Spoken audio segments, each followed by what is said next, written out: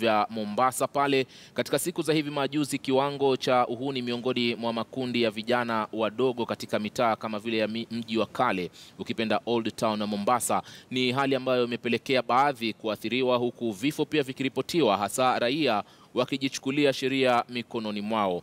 Hii ni sehemu ambayo pia ukosefu wa usalama umepelekea kiwango cha utalii kuanguka, haswa katika sehemu ya Fort Jesus pale, ama ukipenda Ngomeni, hali inayoinua kope wakati ikiwa imesalia mwezi mmoja kabla ya uchaguzi. Tunaangazia hali ikoje kwa sasa, hasa baada ya jamii kuingilia kati. Kwa sasa tunawasiliana na moja wa wenyeji katika mji wa kale ambaye pia ni mbunge katika sehemu ya Mvita, kuangazia hali hiyo kutoka sehemu ya Fort Jesus, kama sijakosea, kaunti ya Mombasa. Nadhani unanipata vyema kabisa, Mheshimiwa Abdulswamad Nasir. Nakupata kisawa sawa ndugu yangu Ali.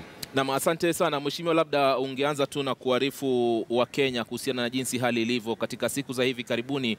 Kumekuwa na hali ya wasiwasi, hususan katika mitaa ya mji wa kale kama vile Mkanyageni pale na hata Ngomeni, kuhusiana na swala hili la usalama. Hali iko vipi hivi sasa, hasa baada ya vyombo vya usalama pia kujitokeza na kuingilia kati?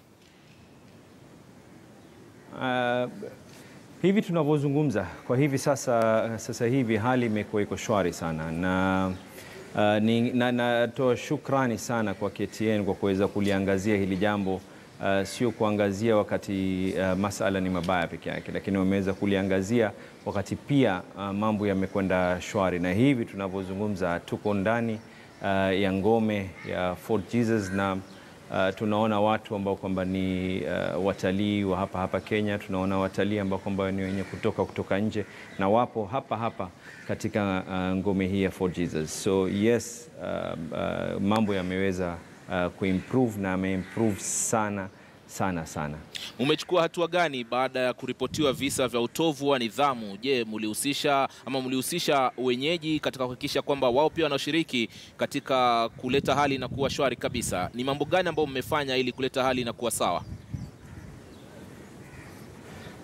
Tulikuwa tukiimba hii msemo kwa muda mrefu sana, ya kwa kuna haja ya vyombo vya usalama kuweza kufanya kazi pamoja na jamii, na ndio ilikuwa ni donda sugu, kwa sababu jamii wenyewe ndio wanajua wabaya wako wapi. Ilikuwa ni mtindo ulikuwa ushazoeleka ya kwa kila askari wakiingia katika mitaa hawashiki wale wabaya, lakini bali wanawachukua wale ambao kwamba ni wazuri. Wale wabaya wanaendelea kufanya ubaya, wanatolewa kwa bondi za kiholela, fedha ambazo kwamba hata hazingiliani kwa akili. Na hivi tunavyozungumza, baada ya jamii kuweza kuliingilia, nashukuru Mungu ya kwa wale ambao kwamba wameweza kukamatwa, wamepelekwa mahakamani, charges zimekuwa ndivyo zile zinavyopasa kuwa, na tunashukuru Mungu pia ya kuwa ni wengi sana. Tuliweza kuweka kikao na ni watu wengi wale ambao kwamba tayari wameathirika na masala ya madawa ya kulevya, wamejitokeza, wako katika rehabilitation program. Hii itakuwa ni program ya 3 tumeweza kuifanya, ambao watu ambao wameingia katika program hii masala haya madawa ya kulevya waweze kupatiwa rehabilitation.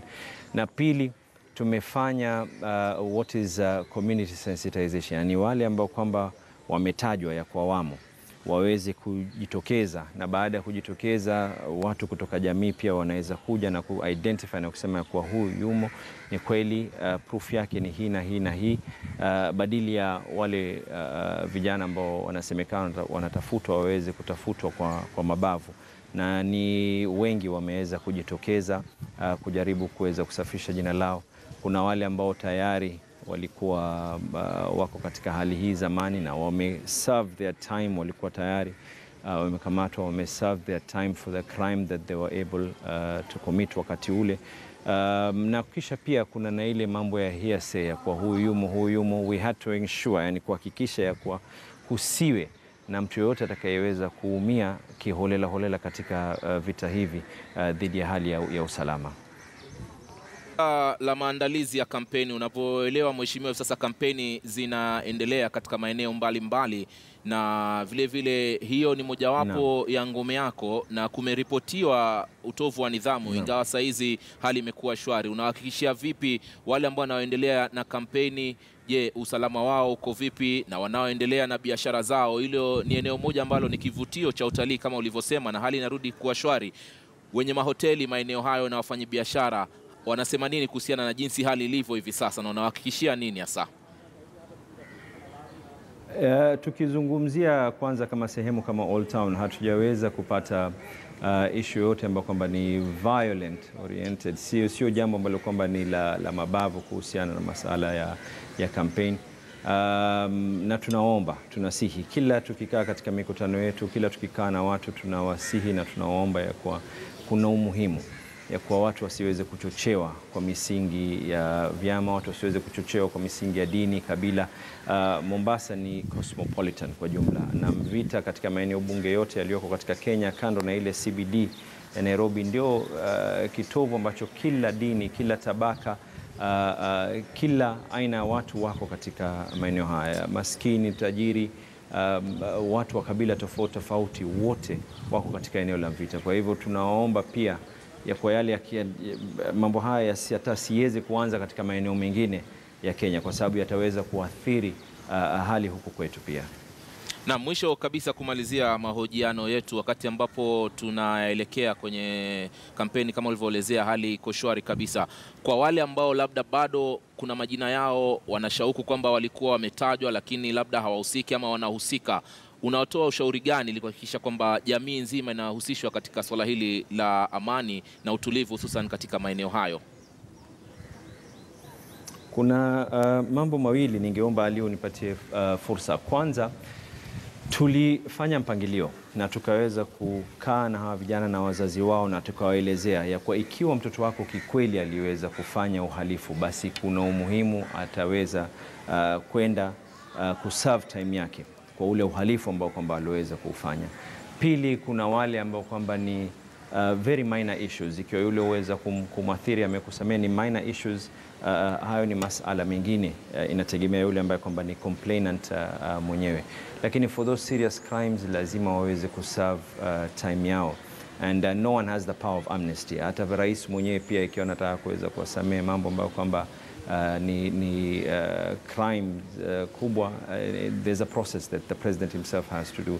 So wameweza kuelezewa, na licha ya kuelezewa, na nashukuru Mwenyezi Mungu wameweza kujitokeza, and walipojitokeza pia the community was involved, wale ambao wako katika hali ya kuweka usalama katika jamii, na wengi wameweza kuchukuliwa fingerprints zao na kuangaliwa, and right now investigations are ongoing. Ikiwa kuna jambo lolote wataweza kuitwa tena, but we are happy kwa usalama umeweza kuregea na uko tuli kabisa. Na hivi sasa hivi tunafanya kazi pamoja na shirika la Haki Afrika, na tuko katika program sasa hivi ya reconciliation, ya kwa kuna na wale ambao kwamba waliweza kuathirika, yule ambaye aliweza kuumizwa na yule aliyeweza kuumiza.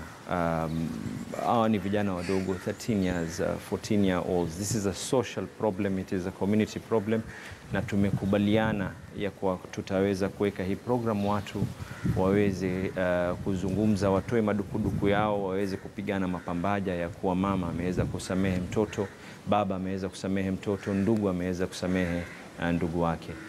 Ile program ya rehabilitation tunaifanya, na hii ni mara ya 3 tumeifanya pamoja na Reach Out na the Sharif Nasi Foundation na Hassan Joe Foundation. So nashukuru Mwenyezi Mungu, things are looking positive. Asante sana Mheshimiwa Usalama Nasir, mbunge wa Mvita, kupata fursa kuwasiliana nasi kutoka katika sehemu ya Fort Jesus. Kumbuka hii ni mojawapo ya maeneo ambayo katika siku za hivi karibuni, mtazamaji, kulikuwa na hali ya wasiwasi sehemu ile, na ikapelekea mtu mmoja kupoteza maisha yake kutokamana na utovu wa nidhamu. Kulikuwa na makundi yale ya vijana, lakini jamii pamoja na vyombo vya usalama na viongozi wa kidini kutoka sehemu hiyo na viongozi wa kisiasa wamekuja pamoja kuhakikisha kwamba wakati kunaelekea kwenye kampeni za siasa hadi wakati wa uchaguzi, basi hali inakuwa shwari. Na kama ulivyoona pia kwenye picha, kama alivyotuelezea pia, nikaona kwamba ni hali ya utalii pia inaendelea kuimarika. Ni mojawapo ya eneo ambalo linatembelewa na watalii mara kadhaa. Asante sana mtazamaji, tukiendelea na taarifa zetu, mahakama kuu imetupilia mbali kesi ambayo iliwasilishwa na mgombea wa urais Mohamed Abduba Dida ya kutaka kusimamishwa kwa